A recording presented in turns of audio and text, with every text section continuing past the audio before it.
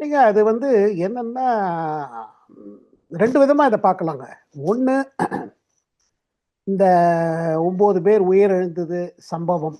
இந்த மாரி ஒரு இன்சிடென்ட். அதுவும் 14 வருடம் பிறகு ம். புது தில்லியில இந்த மாரி ஒரு இது நடக்குது. அது ஒரு பக்கம். இன்னொரு பக்கம் பார்த்தீங்கன்னா, இந்த ரன் அப் பார்த்தீங்கன்னா, தீவிரவாதிகள் வேர் பிரிப்பேரிங் ஃபார் சம்திங் மச் பிக்கர். ஆமா. 2005 பெருஸ் சொல்றாங்களே ரொம்ப இது. அது ஆமா. அதாவது பெருசா ஏதோ பிளானிங் நடந்திருக்கு. அந்த பிளானிங் ஒரு புதுவிதமா நடந்திருக்கு. ஓகே. அது இவங்க கண்டுபிடிக்க ஆரம்பிச்சு, அ இதெல்லாம் எப்படி ஆரம்பிச்சதுன்னா பாருங்க, ஜெய்ஷ் இ முகமதுன்னு ஒரு டெரரிஸ்ட் ஆர்கனைசேஷன் இருக்குது. ம்.